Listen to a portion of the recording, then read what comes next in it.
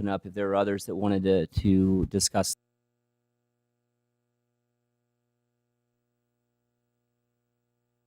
All of them get back to the idea of the students and being able to have the school district in the best possible position for long-term sustainability. And I think these four things go together. I don't think that we can directly break them out. And I'll run through them, and they're not in a particular order. And I'll talk to at least how I view how they go together. And then, of course, I'll open up the floor for other members. But the first one I'll mention is, the two I'll mention together is academics and finance. And I'll say, when I say those two words, in some ways, I mean two things by them. In one sense, academics means just simply the education of the students, which is incredibly important to us. But another way I mean that is also the revenue and expenses side of the financial equation.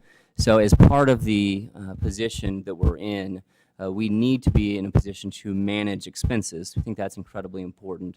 But we also need to be in a position to receive revenue. And when I say receive revenue, the primary way that revenue is received is through ADM, through student count. And as we look at this, and part of the way I look at academics in this context, and these are my thoughts, is that academics are a big part of driving the ability to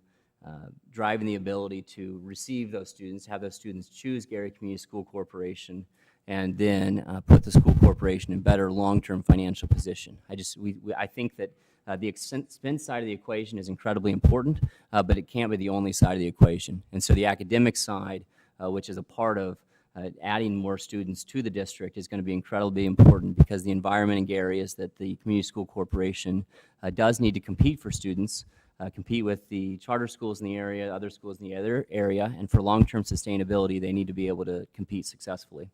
The next item on that, so finances and academics, community engagement, we think is incredibly important. This is actually something that saw that each of the candidates, for the most part, had good ideas around. I think that it's a question that we consistently had both in the public discussion that we had in June, in May, but also in when the candidates put forward themselves in terms of discussing the community engagement and how important that is. And then the last piece is team resources, making sure that we have a team that is able to come in and have the resources available, to achieve the goals that are set. And that is an incredibly important piece also, because I think that everybody's got a plan until you step in and have to carry it out. And we want to make sure that there are resources available.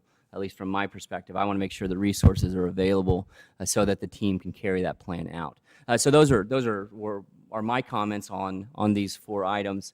Want to open it up to others to either talk about specifically what you think is important as we make this selection, but then also we'll move towards discussions of the candidates as well. So with that, I'm going to open the floor up just if people want to jump into either of those two discussions. Thank you.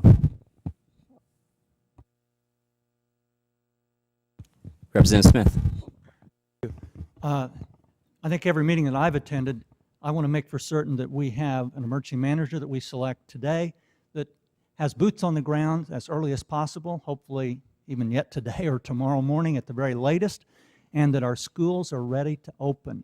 I've heard some comments about grass not being mowed, about facilities not looking inviting, and we need to address that immediately, because parents will be making a decision as they drive by those schools whether or not to send their kids to attend those schools. And again, the only way we're going to get out of this is to improve academics, make the facilities look better and more inviting, but at the same time stop the exit of students from Gary Public Schools. And competition's a good thing, but we need to be competitive, and to be competitive you have to have all the tools in place. And a good emergency manager, I'm just praying that that'll work and it won't take 3 or 4 or 5 years to get it done. Thank you. Other introductory comments from the board? From my aspect, I have to check mine. I'm colorblind. Blue and green kind of look the same to me. I look for mine from the finance aspect of it, and sometimes I do get blinded from the finance side of things, and I don't always look at the academic side as well as the finance. But it's as important, and I also look at the community. The community is to me as equal to the finance. Unfortunately, I always go back to the finance. The bills have to be paid, or the buildings are going to get closed, and so we have to find a way to pay those bills. And when you look at that, one of the things I look at from the broad spectrum of things when I were to sit down and looked at it is, who can bring, three of the qualities that I looked at was, who can bring the value, a vision, and innovation to this project.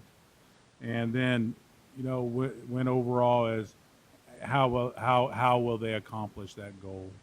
And, going back to the first time we went up to Gary to talk to the community and listening to their input and telling the community then that, we were in this together and that we're going to sit there and go through this entire process with them. Even this isn't the end. This is part of that process. And, this is a learning process for us as well. When we first started this, even back in looking at the Muncie RFI, we're learning on understanding this and looking at this process. So, it's going through and looking what the needs of your community is, listening to you, listening to all of the stuff that your citizens sent in, all of your, we got a lot of emails sent in, and a lot of your community came to the events and stood there and said great things about a lot of each of the individuals that applied for these positions, and that's a great testament to each of you. So you have to take all that into account, and it's going to be it's a hard decision, and have to take all of those in, and just hopefully we can come up with the right decision, and that's really what we're taking into account. Other comments from the board? Senator? First off, I just want to thank the DUAB members for coming to Gary and meeting with residents and listening to concerns and issues. I assess and analyze the situation a little differently by being a product of the Gary School Corporation and being so engaged and involved in this process for a number of years that every day I meet and I talk to parents, I talk to residents that live and students. I have family members as part of the district. So I look at this situation maybe a little differently and probably approach it a little differently. But I appreciate everyone's effort on DUAB to approach this in a holistic method to make sure that the children, number one, have the best opportunity in education. So I wanted to acknowledge that. As we move forward, I do want to just make mention to the DUAB board that there are some critical things, and whomever is selected,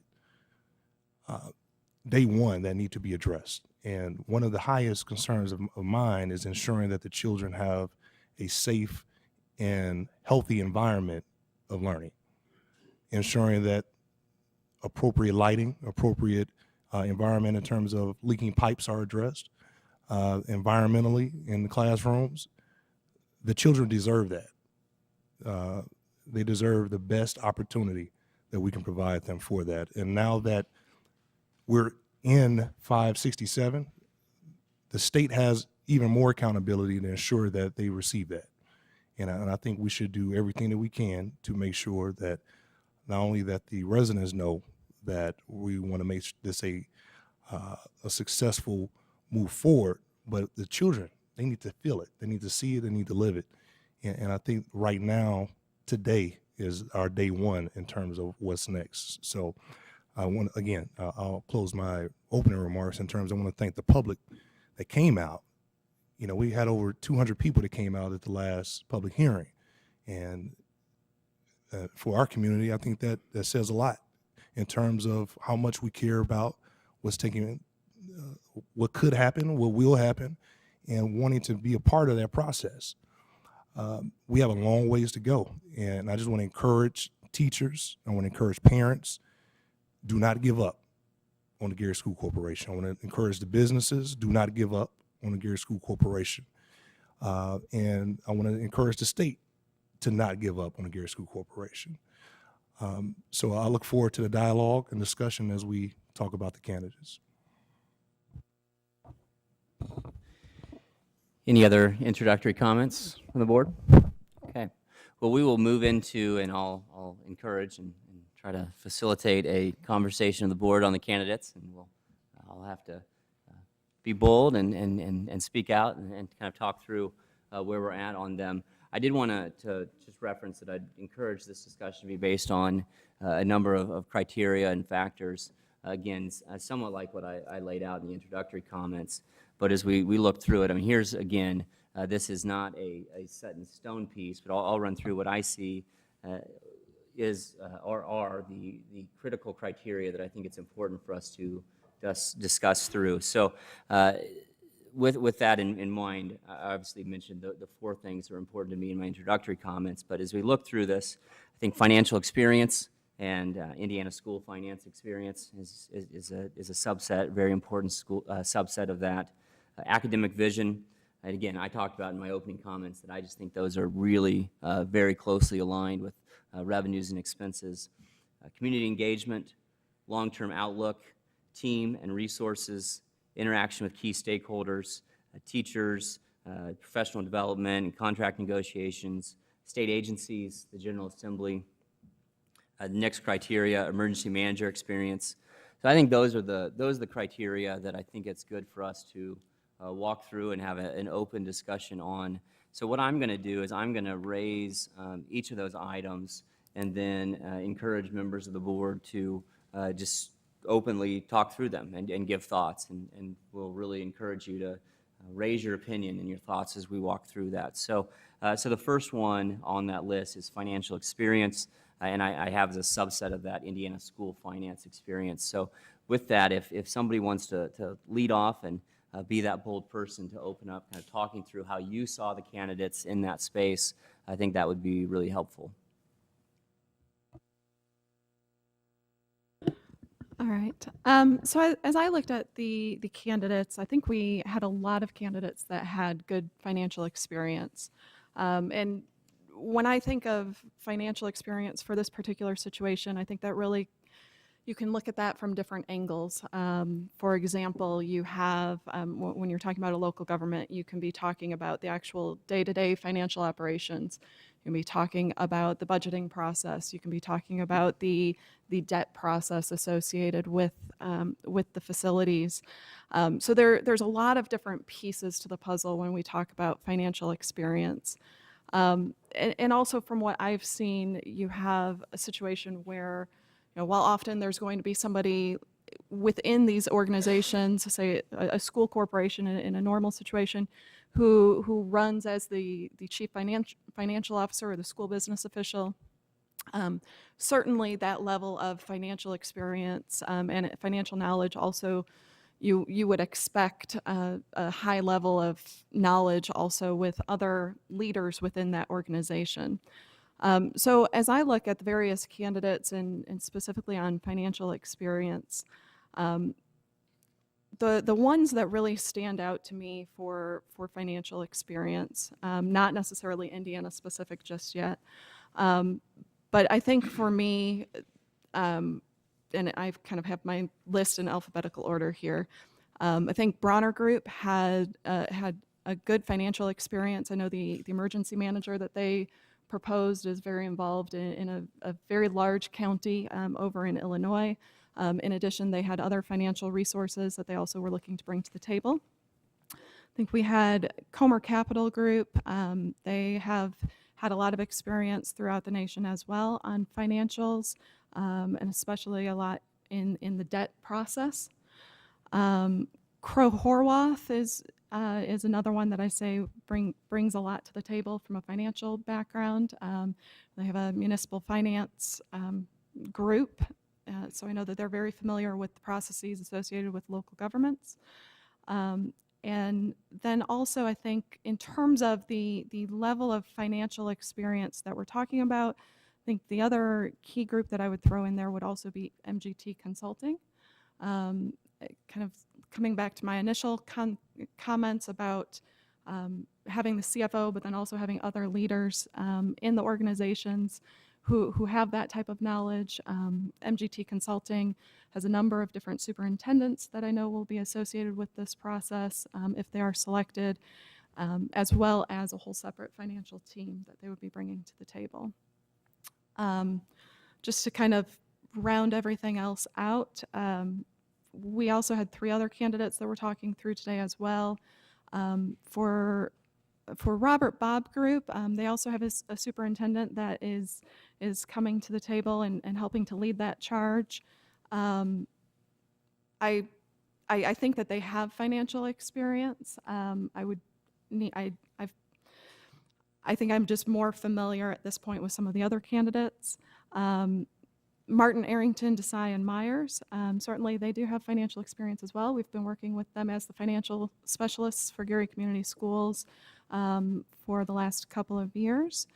And then Gatekeeper Accounting Services definitely has financial experience, though I would question whether it's financial experience in the same way of running a school corporation. Other comments on financial experience and/or Indiana school finance experience?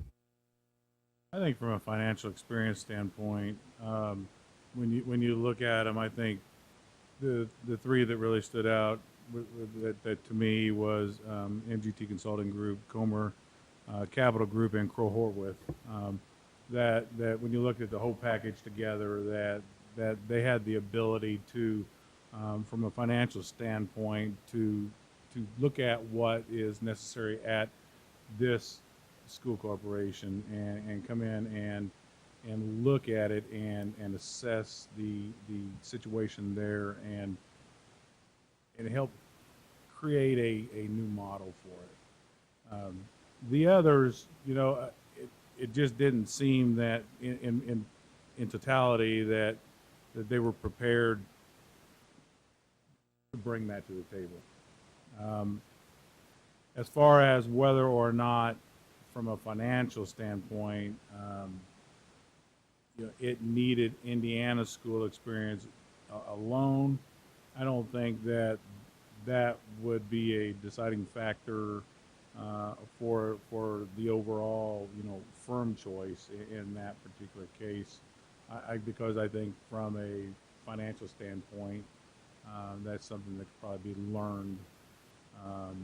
But it is something that the more knowledge that you can get from a group of people, as opposed to, and that's where you would run into a problem with a firm like with Gatekeeper, where you have one individual, where it's rough to bounce ideas off each other whenever you're bringing in a single person. You don't have that opportunity. So that's where these 3 firms kind of stood out and had at least the capability and the resources to, I think, tackle the issues that are at Gary Community School Corporation. Other comments on finance? Senator? I don't want to just focus on the experience piece. I think we also have to say who has the financial success and experience as well. We just can't focus on the experience aspect. Who has success in turning around government entities, schools, municipalities, whatever the case may be, larger entities. I think that's a skill set that's needed because of the severity of the issue that we're dealing with from a debt perspective. So if I can just backtrack, I just want to mention from a process standpoint, and I mentioned this during our deliberations with Muncie, if we could have had more of a rubric to score, I kind of feel we're judging everyone subjectively based off, I might like a a couple of firms for this particular reason, and other board members may like them for other reasons. But for example, using the RFI categories, and I made a couple copies here if you want to pass it down. Just using that, if we would have used that, and I just thought about this evening, of a fair and equitable way of scoring and judging these candidates. To me, this would have been a better approach. I know it's too late, but I just wanted to share this now while we're having this dialogue and discussion. And it sounds similar to what Mr. Chairman, your outline, but what ways could we have managed this in terms of emergency management experience and success, financial recovery experience and success, academic recovery experience, and I will also include success, community engagement, financial services, academic services. We had, and this was all, again, the criteria that was in the request for information that all of the candidates provided. Labor negotiations, as well as facilities. This would have been a more equitable way of sharing our thoughts in terms of holistically these organizations, in my opinion. And I'm still going to share my thoughts on folks, but hopefully there's not a next time where we don't have to use a scoring rubric, but I just want to share my thoughts in my regards into how we could have moved forward a little bit differently. I'll kind of share my thoughts about the organizations a little bit further down the road. Other comments on finances? Okay. Next up is academic. Actually, maybe I had similar thoughts to others, in terms of candidates on the finances. Don't disagree with anything that I heard. I do think that Indiana school finance is a little bit unique, and so I do think that I have something of a bias towards that part of it, just because knowing that the property tax laws, using a Form 3 or a Form 4, and when you use it, and the way circuit breaker works, I just think there's a little bit of a difference on Indiana school finance, but I'll leave that as we kind of move forward with the conversation. I do think, Senator Melton, this was a very fair suggestion in terms of how we could go through the process differently next time. Again, hopefully we don't have a next time. I am encouraged that the items you referenced are basically the same as we went through, but I do understand your point on in terms of a specific rubric style decision making. I think that's a fair point. But again, I'm glad to see that lines up pretty closely with what we've discussed. But I definitely understand your point, Senator. Before I move off of finances, anything else on finances? I'll jump in just for a second. Okay. I would agree with you on Indiana school finance. I know that's something I specifically talked about on last Tuesday as well. Maybe it's the DLGF seat that you and I have both shared, but I do feel like it is different, it is unique. And so someone who has that knowledge, while I agree with you, Paul, I think that it is very possible to learn that. I think whatever we can do to have somebody who may already have a good baseline of that knowledge will just help us move through the process more quickly. The next general item that I want to talk through is academic vision. So if I'm tying it towards the document passed out, I would say that would cover the academic recovery and the academic services portions, and maybe even part of labor negotiations and facilities. But academic vision was the next item on here, so I wanted to open the floor for people to talk through academic vision. Sure, I'll jump in. Obviously, being from the Department of Education, this is a particular concern for me. I looked at most of this through the lens of academics, but at the same time with the thought, like Senator Melton was mentioning, of the education of the child being the most important thing that is being accomplished here, whether it be through academic means or even through fiscal means, which gives the proper resources to allow those things to happen. I believe this situation calls for immediate action, which I think we all would agree, and Senator or Representative Smith's comments were spot on. I believed in that. I think the emergency manager that we choose has to hit the ground running, not walking, and be ready to start right away, as Senator or Representative Smith mentioned. Through the course of our staff discussions that we've had and through their work with Gary, that we work with Gary probably on a daily basis, we're hearing some themes like we've done things this way, we've always done things this way, this is how it's done here. Those kind of things, which I believe shows potential and opportunities for new ways of thinking, and with proper buy-in and support, possibly even transformational potential in the schools. The financial problem is obviously what has drawn this situation to the point we are now, and the reason the spotlight has landed here on this board. We all know that it's not good and something has to be done. So it's kind of hard to look at academics alone, but so mine's more of a holistic kind of view of the situation. But finding the right team that can address both of these, along with the rubric that Senator Melton just shared, obviously has lots of points that I think can be woven into. I believe we looked at all of those things woven into kind of how I looked at it, at least. And some of them obviously fit together better than others, but as a holistic view, with a focus on academics, we believe that there is a need for staff development. We believe there's a need for administrative staff development. We believe there's a need for a fresh structure and approach. And those things have to go hand in hand, obviously, with any financial decisions that are made. These things being said, when you look at the candidates, the specific candidates that presented themselves to the board, I believe almost everyone had strengths in financial background and skills. As a matter of fact, probably all of the candidates had strengths in financial backgrounds and skills, not just some of them. Some have more experience than others in this type of situation, and this is unique. This is obviously a unique situation. We've never been here before, but obviously I think of Comer Capital and their experience, their commitment to the community and financial, public and private capital services. The work they have done recently in Michigan and California is impressive. Their strong willingness and desire to serve and help from where the whole team, especially Mr. Comer and Mr. Saunders, and that's impressive to me. Crow's accounting and finance reputation is obviously important.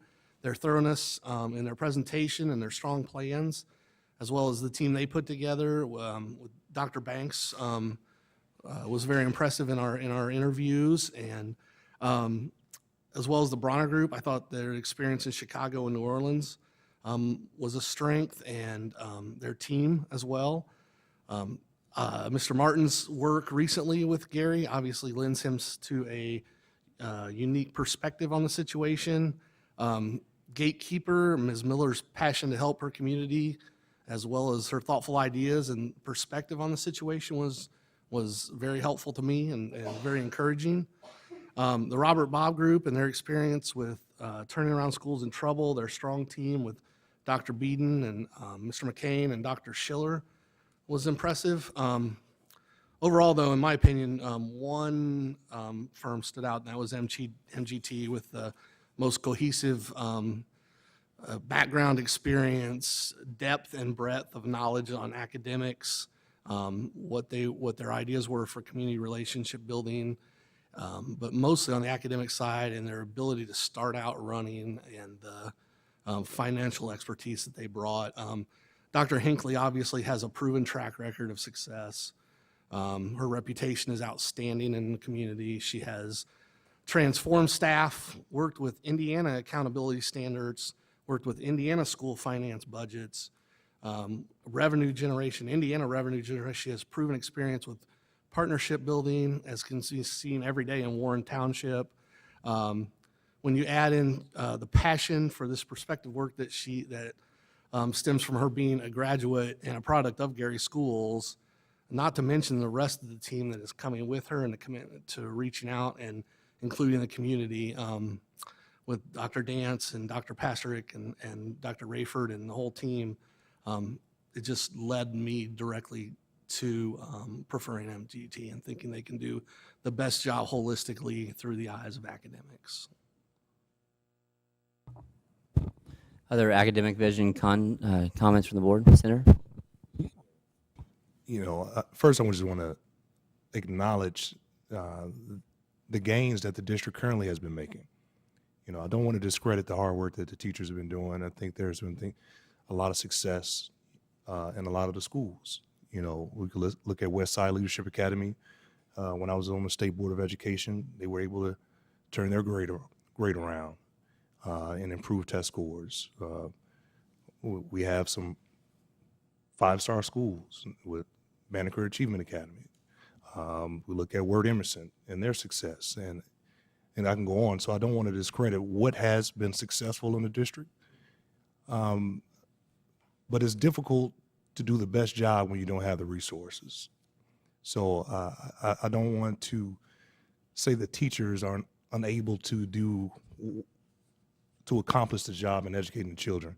I just think that if they were equipped with the right resources, be it tangible or be it professional development, whatever that is, I think that's opportunities in the future that I hope that we can provide them.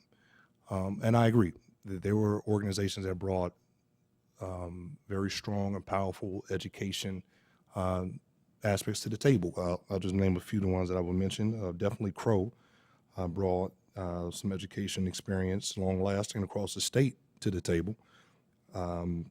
Comer Capital as well. They had a superintendent that had 30 years of experience in education and turning around school corporations.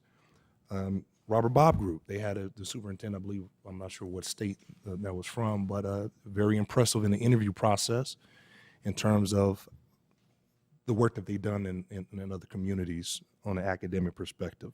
And MGT, and I agree, Mrs. Hinckley did a phenomenal job in terms of presenting not only in the interview process, but to the public. And again, when I look at some of the success that she's had in other districts, I was impressed as well. But from a holistic perspective, they will have things to work with when they hit the ground running in terms of the people and the teachers in the classrooms now. So I just want to make sure that I acknowledge the work and the body of work and the hard work that they're doing with less than a lot of other school corporations. So. Other comments on academics? Courtney? So on the academic piece, I think, and I believe, Kent, you've already said this, but originally when you look at DUAB, obviously we think finance, but this being a school corporation, and then also the modifications in 567, that includes academics as a part of this process, that certainly puts a different spin on this process than what this would be if we were dealing with a different type of local government, or even if this was just for finances. So as I look at some of the different candidates in particular pertaining to the academic vision, well, one other thing I want to address is this idea of academic vision. Within 567, the emergency manager is required to hire a chief academic officer. So as I look at that, we have a situation where you're going to have the emergency manager, and then there's also this chief academic officer. And the way I've always kind of thought through that would be that the emergency manager is still setting that ultimate vision. When I consider a superintendent of a school corporation, that's the person I want to have that academic vision. And since this emergency manager serves in the role as the superintendent, or doesn't serve as the superintendent, has the powers and authorities of the superintendent, I think it's important for the emergency manager to bring that vision to the table. And then with the chief academic officer, work to actually go in there and implement that vision.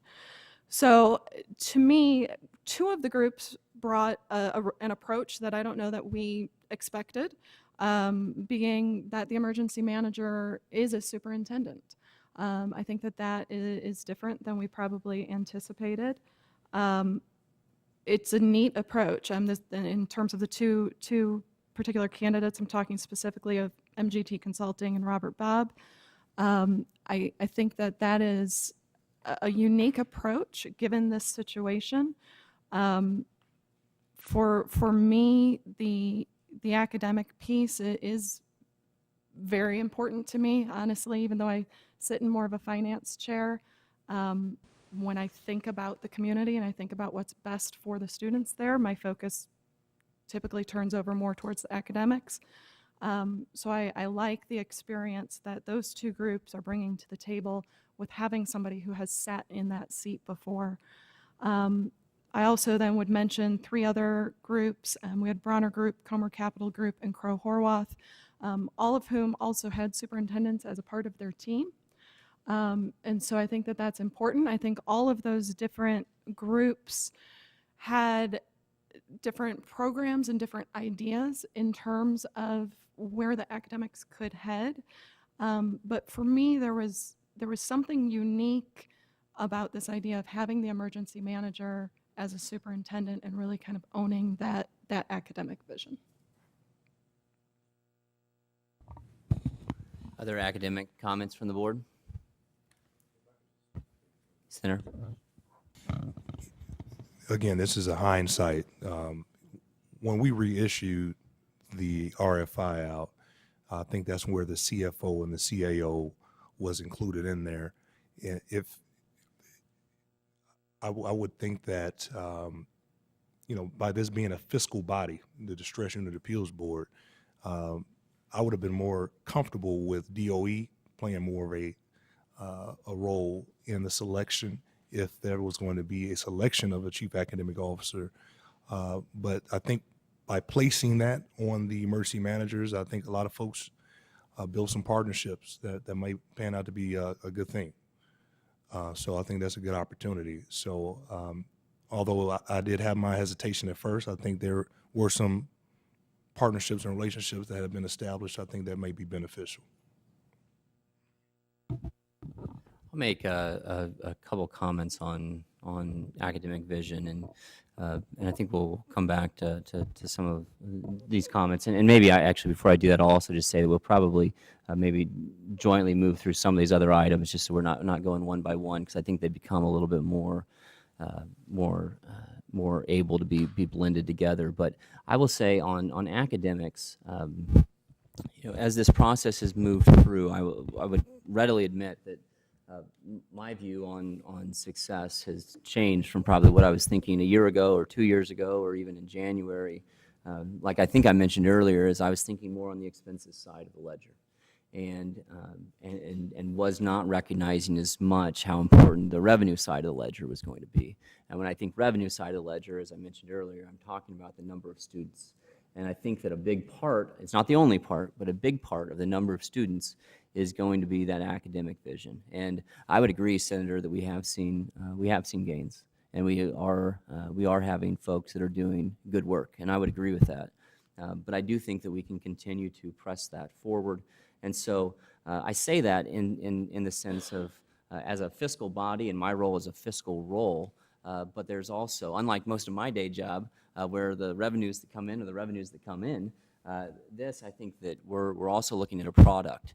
And part of the theory of a product is that a big chunk of this product that we're offering is academic vision and the professional development plan. So for me, the strongest academic vision and plan was MGT.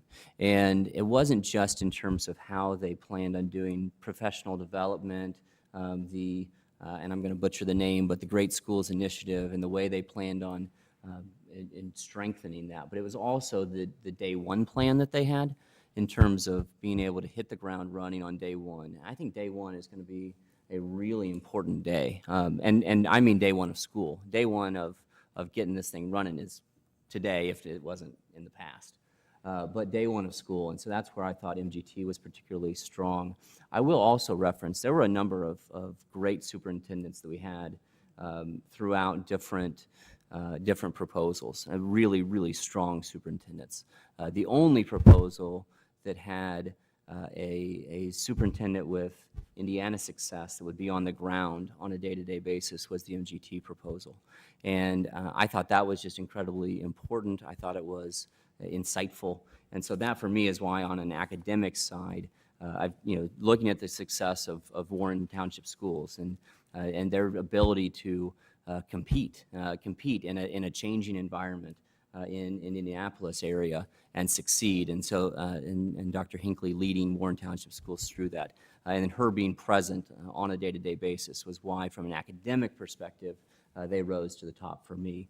But again, we had a number of good academic leaders in the different proposals, but that was the only one that academic leader was going to be there on a day-to-day basis, and also could tie with also knowing Indiana's finance laws as you do that as a superintendent.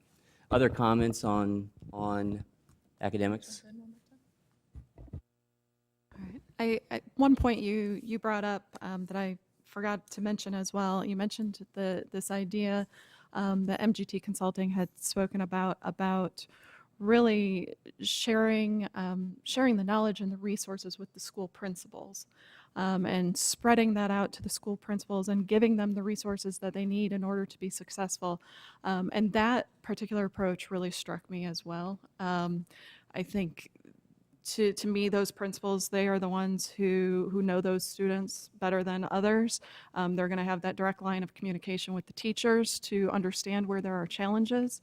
And so that approach of really trying to focusing less on the central office and really focusing more with the principals and getting them what they need in order to be successful, I thought that was a very unique approach. Other comments on that? Well, I'll move to, one of the next items we had was community engagement. I'm going to combine that with also interaction with key stakeholders. I think it'd be good if you had comments on community engagement and interaction with key stakeholders.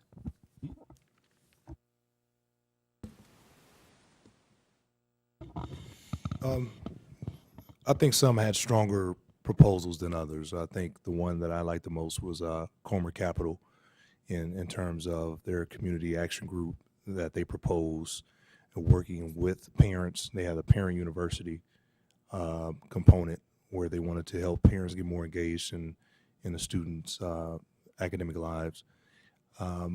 So I think, although I didn't have enough time to present publicly, I think that I was more impressed with that presentation from a community engagement perspective. And to me, this is also going to add hand in hand in terms of that increase in revenue when you say that perspective, but attracting students back into the district and restoring the trust and the pride and excitement is going to be key and important. But engaging the community is going to be vital. And I think right now, since there's been so much transition and so much uncertainty going on, that folks want to know what's next. And where do I fit into the greater scheme of things? So again, whomever the candidate that's selected today, they need to be prepared to make the outreach. And I know typically we say key stakeholders, and we categorize folks, but everyone is a key stakeholder in this one. And we had that discussion, and everyone is a key stakeholder. And again, and we've all had parents reach out to us and talk to us and want to ensure that they are not left out in that process. So ensure candidates that whomever you categorize as your key stakeholders, the parents and the students are extremely important and need to be involved in that. Other comments from the board? I think when it comes to this, I think it'll be important to whoever we select that they engage the entire community in Gary, the unions, all the elected officials there, the school employees, the parents, the students, and all the stakeholders that are there in Gary. And it's going to be important for them not to ignore the elected school officials, the selected board members, the current superintendent. And they need to, foster an atmosphere that's going to encourage trust and cooperation to help the school move forward. And I say that because it's going to be important that they do that. And we got, like I say, a lot of feedback from when we went up there when we went up there with our presentations. And a lot of that had to do whenever the community was able to engage with the presenters afterwards. And, you know, a lot of times they said how friendly and cooperative it was, easy to talk with Crow Horwath. They stood around and they talked to you. How easy it was to talk with MGT and Comer Group. Those were the three that actually stood out to the people.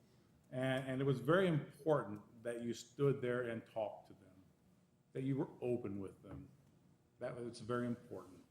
And that continued engagement is what's going to help this process succeed.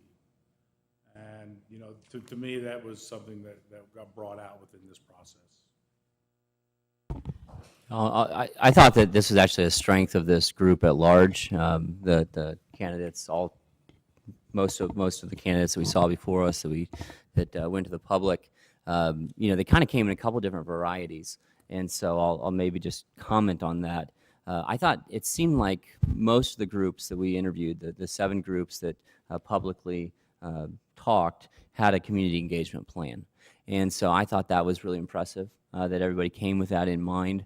You know, I'll recognize that Comer Capital Group has already been building some of those relationships, and thought that was impressive over the last 6-8 months, and not necessarily working towards this project, but just in general working with key stakeholders in the school district in the city of Gary.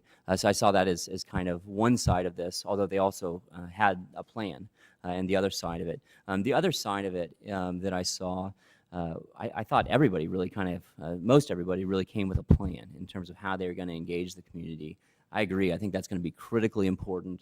I think another element of this is professional development with the teachers, and I think that's something that has already happened in Gary, so I don't see that as I don't mean that there's been no existence of professional development, but why I tie it to this process is that I think that's going to be another form of outreach in terms of just being able to work with teachers to further their professional skills. I think is another way to endear the manager to the community, to the school corporation.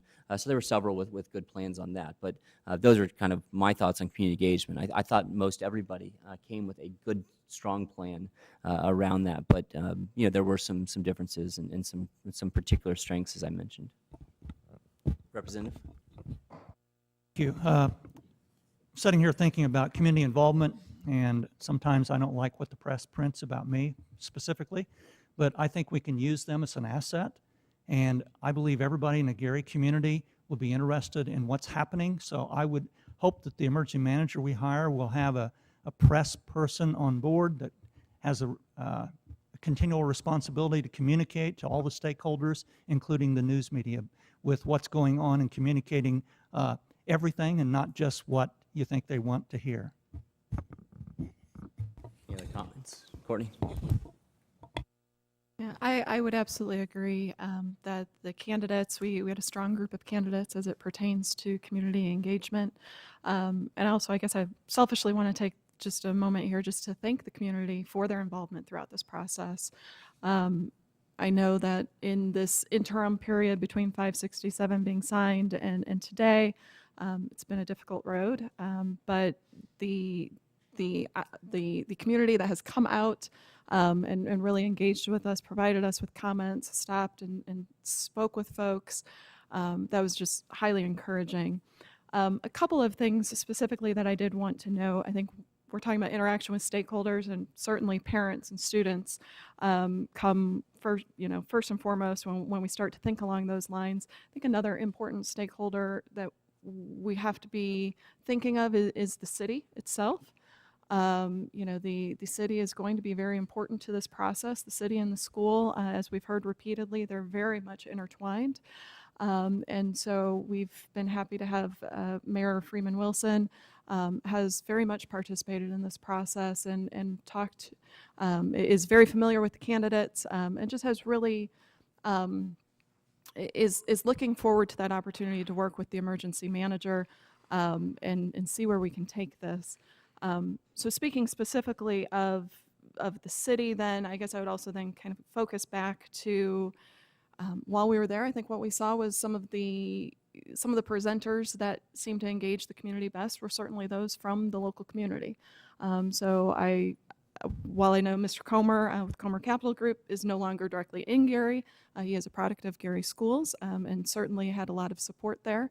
I think the other one that I would draw attention to is Ms. Miller with Gatekeeper Accounting Services. You know, she definitely is already involved within the community, and it was very, I cannot think anymore. It was very apparent her passion for the community and really her desire to ensure that the community is receiving the information that they need. So just wanted to specifically point out those two. Just to kind of piggyback off Courtney's statement, I was mostly impressed, not mostly impressed, definitely was impressed with the turnout at the public meeting. Like I said, it's about 200 people or so. But from that, you know, nearly 25% of those folks responded through email and sent us emails. So, you know, we had, if I counted correctly, over 50, maybe 60 emails that came out identifying who they liked, why they liked the particular candidates, or what aspect of their presentation that they valued the most. And I echo your remarks in terms of Comer Capital and Mrs. Miller with Gatekeeper. She definitely showed a passion and desire. I hope she continues to remain engaged in this process moving forward.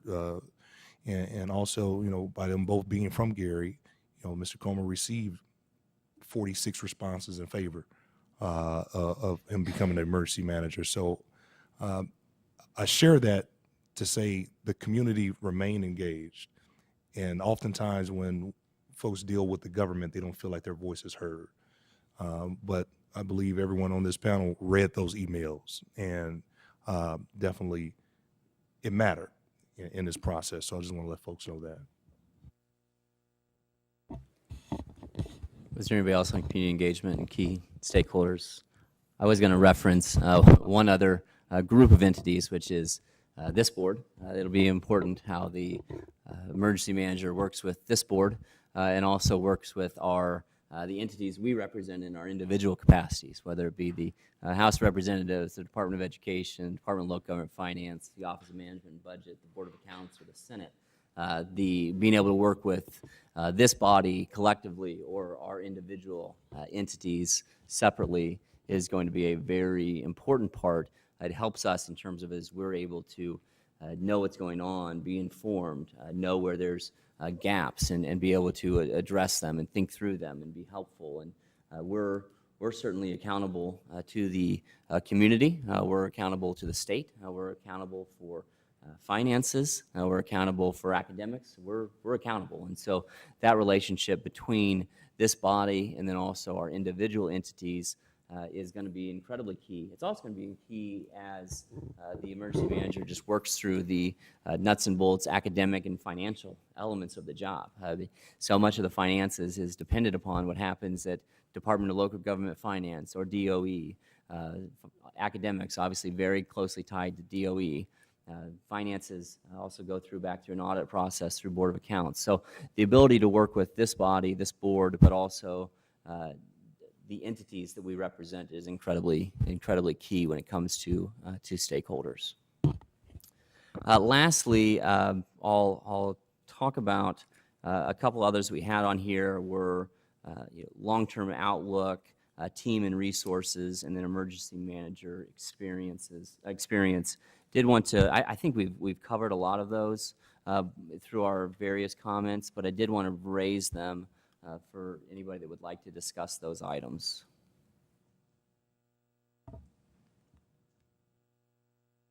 Going once? Courtney? Sorry, I'm talkative today. For me, out of those items, I guess there's two that I want to focus on. First, I'll talk about team. And I think what we saw is that the vast majority of the candidates brought a good team, and the majority of them have a fairly large team that they're also bringing to the table. And so as we start to dig into that, then you have to look at the specifics of the individuals within those teams. I know when we talk about academic vision, we already talked about the emergency manager that is being put forth specifically by MGT Consulting and Robert Bob Group, and that being a superintendent. But one of the things I kind of wanted to talk about further on the team as it pertains to MGT Consulting is that their experience goes deeper than just that one emergency manager. They also are bringing other folks to the table. They've Dallas Dance, who has been the Baltimore superintendent. They had another individual who has had a lot of experience dealing with low-performing schools.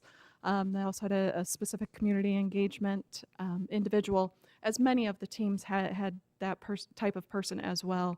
But to me, it felt like, while yes, we're going to have somebody up top that I think we could be comfortable with and really has a lot of knowledge and experience we can pull from, there's a lot of other people on the bench as well. So that was encouraging to me.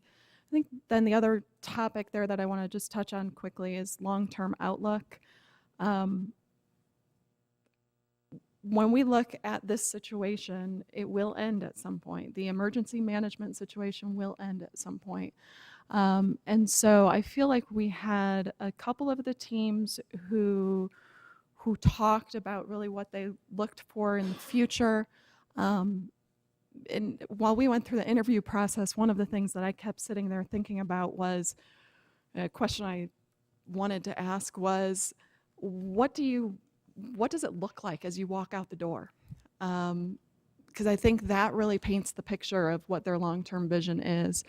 And so in terms of some of the folks here, I would say really want to set Gary Community Schools up for the best long-term success long after they have left. I would really kind of point to MGT Consulting and Comer Capital Group, and then I'd also include in there Bronner and Crow Horwath. I think that they all know, at the end of the day, their job is a temporary job. It may be a long temporary job, but they will leave. And that school system has to be able to sustain itself after they are gone, and not just sustain itself, but I think continue to flourish. I'll build on the same thing Courtney was talking about.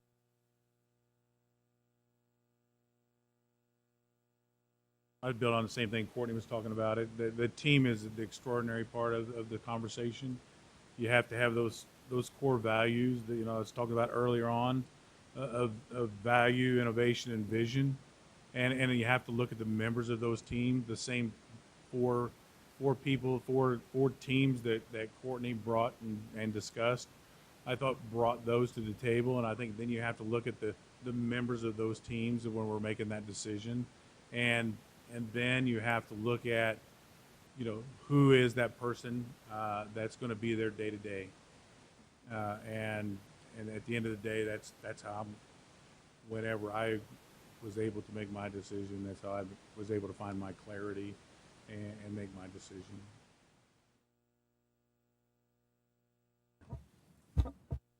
Just, I want to thank Courtney for making those comments in terms of there's an end game for the emergency manager.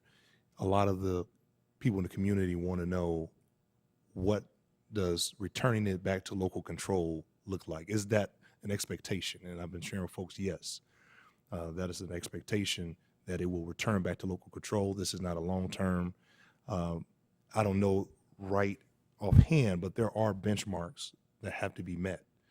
And it is up to the emergency manager to reach those benchmarks, to work with the district and reach those benchmarks in terms of from a fiscal perspective and academic as well. So just wanted to kind of reiterate that there is the intention of returning back to the school corporation, and this is not the state's intent to continue to run a district.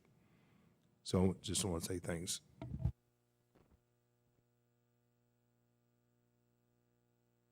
Other comments? Well, I think that, was there anything else in terms of categories that we want to go through specifically? Well, then I think it's important to be able to kind of bring this discussion to resolution. And obviously what we need to be able to do today is come to resolution on selecting an emergency manager. I mean, that's what we're here to do. That's what the legislation required. That's what the community is counting on. So with that, what I want to do is I'll just make a few thoughts, recognize a couple of things, and then I think we need to move into a pretty earnest discussion to be able to move towards a motion. And then once we have a motion, move to a vote and really get the emergency manager in place as soon as possible. I did want to recognize that there have been some discussions of a joint proposal between MGT and Comer Capital Group. To be quite frank, I don't think where it is right now is something that we could move on. But I will say that I would be, should that one of those two be our selection today, would still have some hope that there could continue to be some conversations among them to see if there is some opportunity. I'll say that I was intrigued by both of those proposals for the reasons that we have discussed, but did want to make sure that we recognize that and at least mentioned it. Again, I think it's probably been pretty clear through the discussion of at least who I think the leading candidate is, but I will open it up to discussion. But I did want to just recognize the fact of those discussions, but I also wanted to open up to the board for further discussion before we move towards a motion. So whoever wants to lead off. Again, I want to thank all the candidates for your time and attention to this effort. It's truly important to our community. I'll just jump straight into it in terms of who I would recommend, and it is Comer Capital. They have emergency management experience. Not only they have experience, but they have success stories that they can share as well. I think from an academic standpoint, they brought a skill set to the table. I believe one of the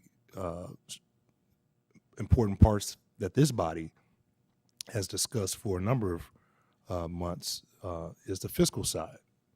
Mr. Comer, he ran to the situation.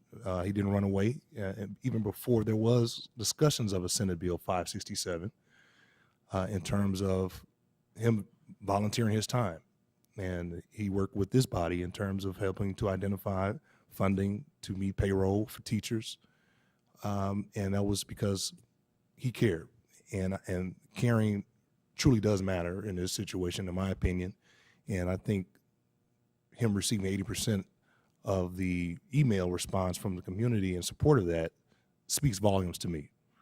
It's not just the local ties, it's just the experience on top of the integrity. I've seen his work with the district and working with the teachers union, working with parents and helping them understand the situation.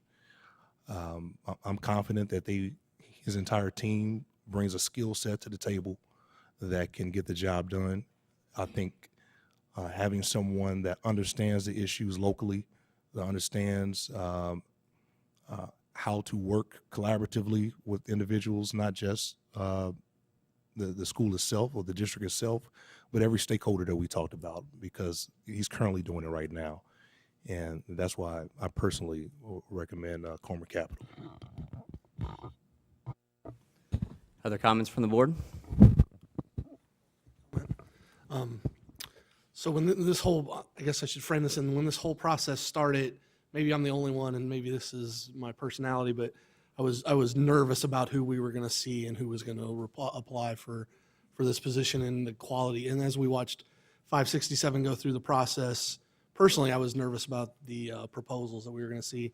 And I just want to say that right off the bat that I was very impressed with several of the candidates. And I think that there are, surprising to me, there were multiple people that I think could do this job and I hope can do this job, because failure for this is something I don't think any of us know exactly what it looks like or what it entails.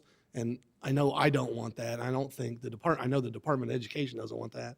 I think everybody up here doesn't want that. So we are all invested in this working and we really want it to work. So I want to thank the proposals that were brought here and the passion for this that was brought forth and the willingness. This is a big task. This is a big job.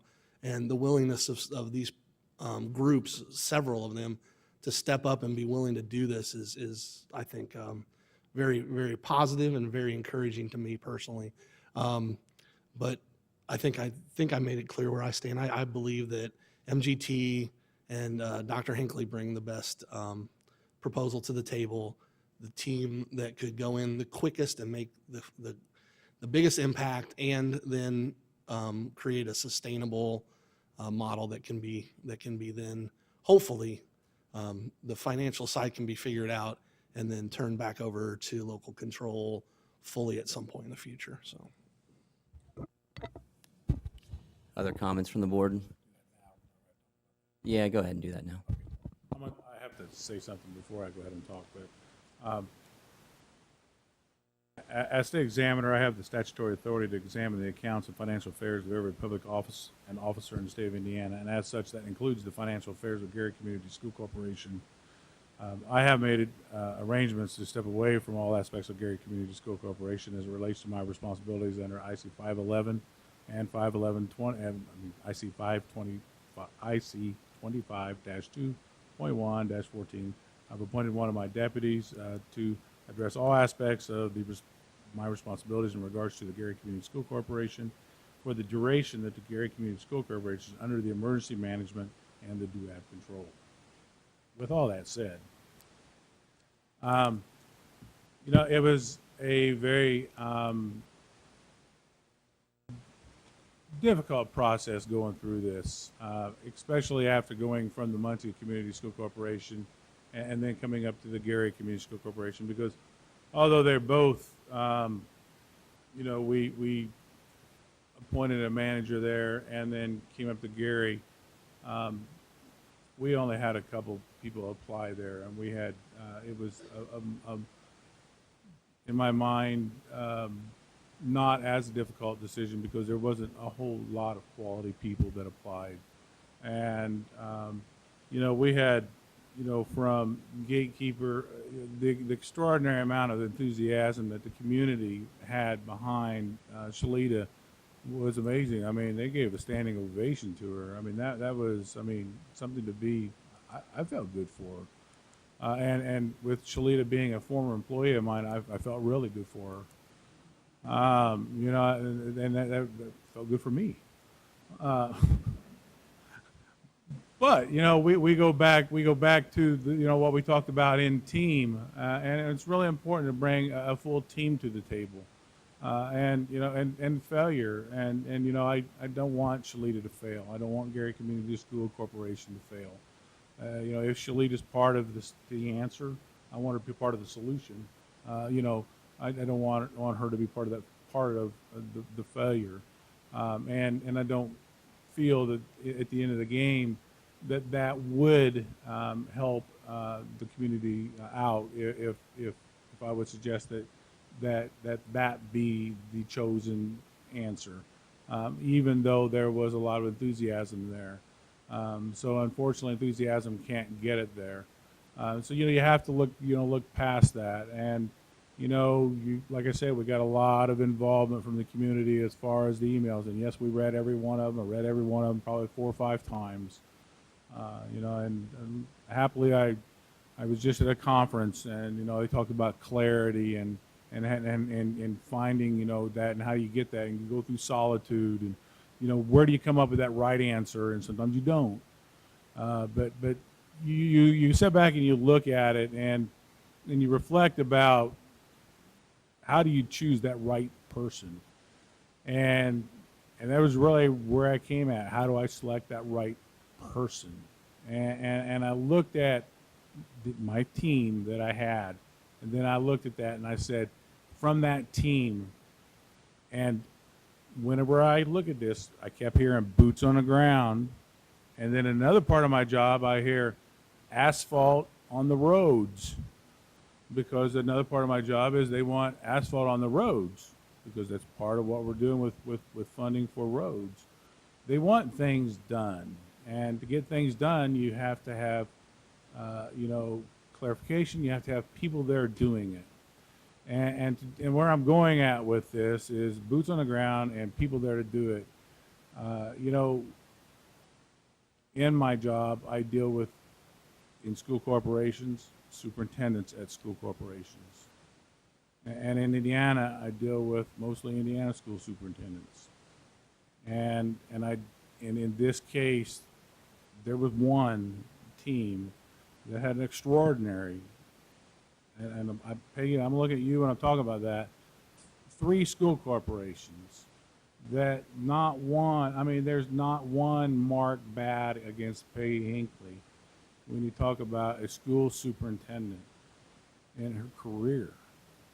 I mean, and that, you know, for Gary Community Schools, for a emergency manager, you know, if any team had Peggy Hinckley on it, would be like a gigantic plus. And it's extraordinary that MGT brought her on their team. And for me, that brought clarity to it and said that that is, you know, my academic vision. I can finance. We can bring other ways. We can look to Crow to come and help finance. We can look to Brandon and Comer to help finance. We can look to everybody to help finance. But where can we look to help bring the academic vision? I don't know. I can say that that's where I drew my line and said I can't draw it past, you know, their project manager that's going to be on the ground every day in Gary to help your community get back on track. And so that's where I made my decision. Other comments from the board? Representative? School's going to start August 17th. We have to have somebody with their boots on the ground tomorrow or yet today if possible. Tonight, yeah, thank you. I thought you told me that couldn't happen, so I didn't say that again. So I'm interested, was really interested when I saw the proposal just within the last 24 hours with MGT and the Comer Group, and I thought this is great that they want to work together to solve the problem in Gary with their public schools. But I had an immediate concern. I said, okay, each group has a physical manager, so which one is the emergency manager going to listen to, and why should we have 2 physical managers, financial managers? So that concerned me, and I guess what I'm trying to say is we don't have time to negotiate for this hybrid or this agreement that they've made to work together. We need to make a decision today on the emergency manager, and if they can do something to work together in the future that will benefit the emergency manager, I think I would have an open mind to listening to any proposal after we hire the emergency manager down the road a few days. Thank you.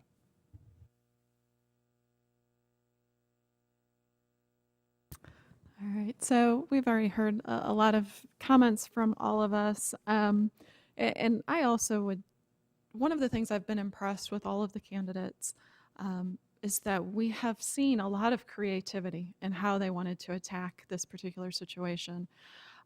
We've seen a lot of folks bringing in other individuals who wouldn't normally be a part of their team, but they recognize the importance of bringing those individuals in for this particular project.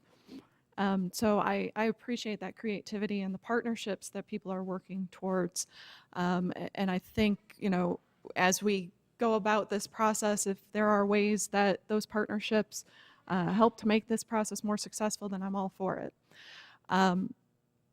For me today, I guess as I sit here and echoing Representative Smith's comments that school starts in 17 days, I try to think of, with all of the different candidates that we have, who has the complete package? Where would I want to send my children? I've got 2 kids starting at school in a couple of weeks.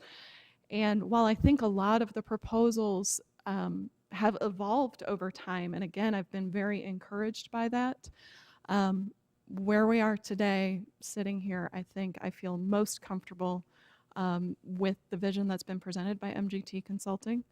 I feel most comfortable with their ability to go in there and make this a success.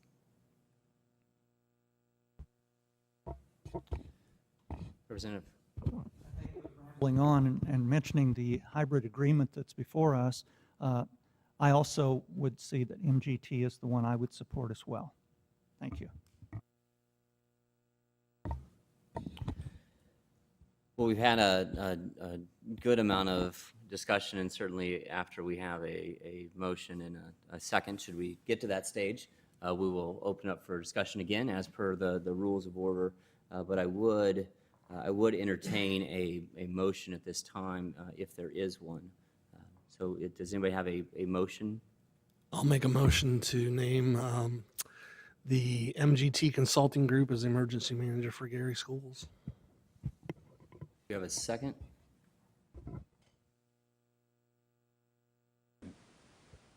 Okay.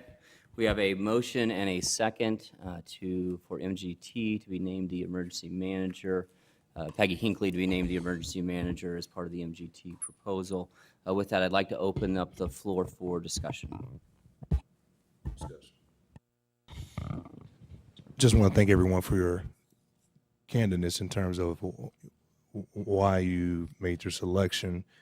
I don't disagree that Peggy Hinckley is shown from a data standpoint that she's been an extraordinary superintendent.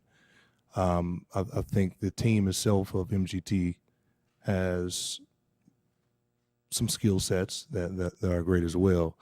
But I did have some concerns, and I shared some of those concerns. And it's not just with MGT, it would have been with a few other candidates as well. And I share this concern because of the current state of the district, and it's any emergency management entity that has close charter school affiliations, and ensuring that whatever ties or relationships that entity has with the charter entity does not impact the district. And what I mean by impacting the district in terms of student population. And again, there were multiple firms that had relationships with charters. And I mentioned this in our last meeting. I'm not an anti-charter person, but I'm looking at this from a holistic perspective and making sure, what are we truly going to do to ensure that this district gets back on the right foot? You know, Gary is ranked 6th in the nation with the most charter schools right now from a report that I've seen. And to me, that's a concern of mine. And it would be comforting to me if this is something that, and again, I want to reiterate to the public and those here, myself and Representative Smith, we are non-voting members. We're advisory to DUAB, so we will not have a vote in this process. But I think it will be encouraging for me and the community to know that there is no intention of any type of dismantling of the district. There's no hopes to a resurgence of charter schools or any other mechanism that can continue to drain student population from the district. And I have to be very serious that that's a concern of mine. And I know that that's a concern of the constituents that I represent. And hopefully, you know, whatever the outcome is at this point, and I have to disagree with you, Representative Smith, in terms of we don't have time for that agreement. Well, we made accommodations during the Muncie situation because there were some things that need to be worked out. And we made provisions to ensure that they can go ahead, hit the ground running, and we will work out the details in terms of what that looks like in Muncie. So I see that there's an opportunity still to engage Comer Capital Group. I just wanted to touch on that briefly because it came to mind, but I don't think that's something that we should take off the table.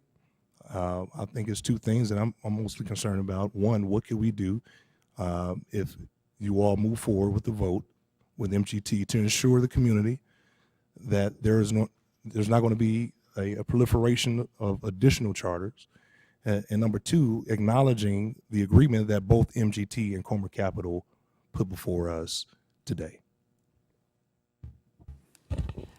Thank you, Senator. I think that those are fair comments on both account. And I would say, addressing the question of charter schools, and I think as you and I have talked before, I mean, there is the plan here is that this will be that we want to get to a strongly functioning public school district, and that is our intent, and that's what we want to work towards. I think it's going to be really interesting. And one of the reasons why I talked so much about the revenue side as tied to academics is that should we go ahead with the MGT vote here, that it's going to be really important that they go and be ready to compete.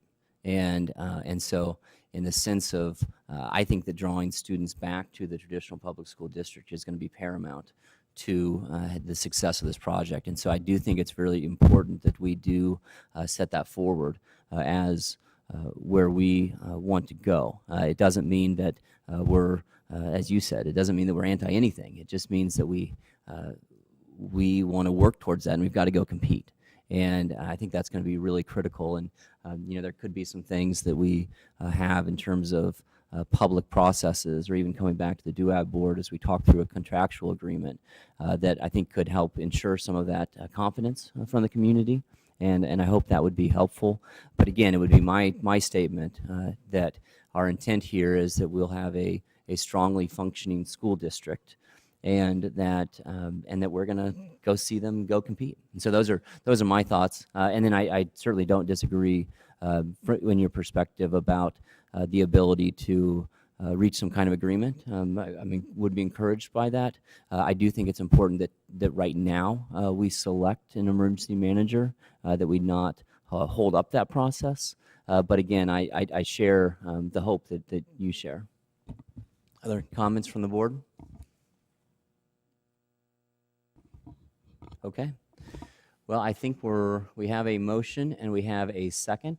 I guess we don't need to call the roll. All those in favor say aye. Aye. Aye. Opposed? Okay. We have selected MGT with Peggy Hinckley as the emergency manager. I hope that they're here. I hope they stay after this meeting, because we'd like to get into conversations right away, and would like to see what we could do to get them on the ground as quickly as possible, because we've got to move forward. So with that, any other final comments on that? Yes, Representative. I assume we'll take care of this, but I would like to recognize publicly all the people that we interviewed, the 7 entities, and I would assume we could send them something, a public correspondence expressing our appreciation. Yeah, I will say, I mean, I know we talked about it. It is incredibly important to recognize, I think, how good of a crop of candidates that we had. I mean, I was incredibly encouraged by the interest and the engagement from the candidates, and then as several of you have mentioned earlier, just the great commitment and what we saw in terms of that quality of engagement from the community as well. We saw the same in Muncie too. I mean, in terms of the number of candidates weren't as many in Muncie. It was a smaller pool, a little different engagement. But I think that in Muncie we also had very quality candidates. So I've been encouraged from this process, both of the engagement of the community, but also the engagement of our candidates.